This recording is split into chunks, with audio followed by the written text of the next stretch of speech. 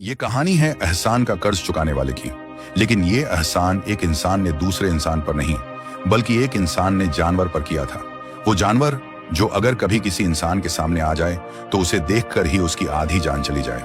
अक्सर लोग जंगल में जाने से डरते हैं क्योंकि जंगल का इलाका इंसानों के लिए नहीं, उन जानवरों का होता है। ऐसे ही एक चीते ने एक इंसान के साथ क्या किया, ये बताने वाली ये कहानी है। क्यों एक चीता दिन रात लगातार 2 दिनों तक एक बूढ़ी औरत के पास बैठा हुआ था। ऐसा क्या हुआ था कि वो बूढ़ी कुछ कर नहीं पा रही थी उस चीते से बचने के लिए। तो आइए शुरू करते हैं आज की कहानी, जिसे सुनकर और देखकर आपके रोंगटे खड़े हो जाएंगे। एक छोटा सा गांव था, हरे भरे खेत खलिहान, सुंदर मीठे पानी की झील, पहाड़ों से घिरे हुए उस गांव में किसी चीज की कोई कमी नहीं थी। गांव के ज्यादातर लोग खेती करते थे। सुबह तड़के उठकर अपने खेत में चले जाते थे। दिन भर काम करके शाम को सूरज ढलने के समय घर लौट आते थे। उसी गांव में रहती थी एक बूढ़ी दादी, जिसका नाम था माणिक। माणिक दादी लगभग 70 साल की हो गई थी।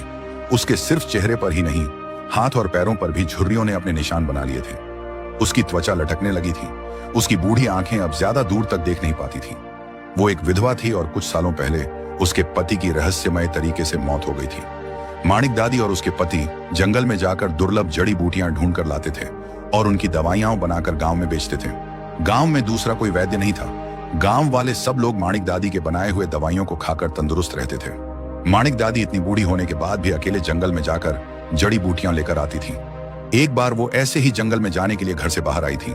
अब वो पहले की तरह तेजी से चल नहीं पाती थी। उसे गांव के शिशुपाल और किशन ने देखा और कहा, अरे माणिक दादी, तुम तो अभी ठीक से चल भी नहीं पा रही हो। क्यों जाती हो जंगल में? पता नहीं वहां कब कौन सा खतरा सामने आ जाए। हाँ, किशन सही कह रहा है दादी, अब इस उम्र में ऐसा खतरा मोल लेना क्या सही है। शिशुपाल ने किशन के कहने में अपनी हामी भरी। उन दोनों की बात सुनकर माणिक दादी हल्के से मुस्कुराई। उसने कहा, तुम दोनों जो कह रहे हो वो सही है बच्चों, लेकिन मुझे अपना पेट पालने के लिए ये काम करना ही पड़ेगा।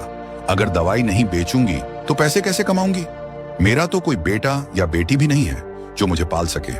दादी की ये बात सुनकर किशन ने फिर कहा, दादी, आज तक आपने इतने गांव वालों का इलाज करके उन्हें स्वस्थ किया है।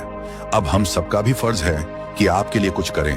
हम सब मिलकर आपका ध्यान रखेंगे, आपके सब खर्चे उठाएंगे, लेकिन आप जंगल में मत जाया कीजिए। उसकी बात सुनकर माणिक दादी फिर एक बार मुस्कुराई और उन्होंने कहा, नहीं बेटा, जब तक इस शरीर में जान है तब तक मैं खुद काम करूंगी, बाकी सब भगवान की मर्जी। ऐसा कहकर माणिक दादी अपनी छड़ी पकड़कर जंगल में चली। माणिक दादी ने कहा, कोई बात नहीं, अब जल्दी जाकर बेटी को दवाई पिला दो। शिशुपाल फिर एक बार माणिक दादी को धन्यवाद देकर घर चला जाता है। ऐसे ही माणिक दादी जंगल में जाकर जड़ी बूटियां तोड़कर ले आती थी। जब जब वो जंगल में जाती थी, उसे ऐसा लगता था कि कोई उसे छुपकर घूर रहा है, लेकिन इतने सालों की आदत की वजह से अब उसे डर नहीं लगता था। उसके पति जब जिंदा थे तब वो उनके साथ रोज जंगल में जाती थी, इसलिए वो जंगल के चप्पे चप्पे से वाकिफ थी। एक दिन गांव की ही एक औरत बिंदिया माणिक दादी के पास आई और उसने कहा, दादी, मेरी शादी को 6 साल हो गए हैं, लेकिन अभी तक मुझे बच्चा नहीं हो रहा है। तुम तो गांव के सब लोगों को दवाई देकर ठीक करती हो, तो मुझे भी कोई ऐसी दवाई दे दो जिससे मुझे बच्चा होने में आसानी हो जाए, नहीं तो मेरी सास मेरे पति की दूसरी शादी करवा देगी। ये सुनकर माणिक दादी ने कहा, चिंता मत करो बेटी, ऐसी एक जड़ी बूटी है जिससे तुम्हें बच्चा होने में आसानी होगी, लेकिन वो दवाई अभी मेरे पास नहीं है। मैं कल जंगल में जाकर वो जड़ी बूटी लेकर आती हूँ, फिर तुम्हें दवाई बनाकर दे दूंगी। बिंदिया ने झुककर माणिक दादी को प्रणाम किया और चली गई। अगले दिन माणिक दादी हमेशा की तरह जंगल में गई। बिंदिया के लिए वो खास दवाई खोजने के लिए जंगल के और अंदर चली गई थी।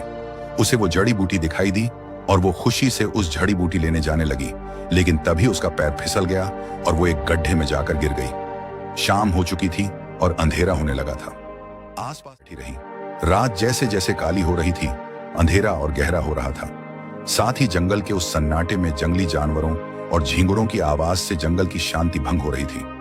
बूढ़ी माणिक दादी के पास ना तो खाने के लिए कुछ था और ना ही प्यास बुझाने के लिए पानी। भूखी प्यासी वो बहुत देर तक वैसी ही बैठी रही और कुछ देर के बाद वहीं उसकी आंख लग गई। कुछ देर के बाद उसने महसूस किया कि जैसे उसके आसपास कोई है। उसने अपनी आंखें खोली और सामने देखा कि अंधेरे में 2 आंखें पीली चमक रही हैं। धीरे धीरे वो आंखें उसके पास ही आ रही थीं। कुछ ही देर के बाद उन 2 चमकती पीली आंखें उसके बिल्कुल नजदीक आ गईं और एक बड़ा चीता माणिक के पास आ गया। वो चीता माणिक को घूर रहा था। माणिक के पैर में आई हुई चोट की वजह से वो कहीं नहीं जा सकती थी। माणिक ने अपनी आंखें फिर बंद की और मन में सोचा कि आज की रात उसकी आखिरी रात है।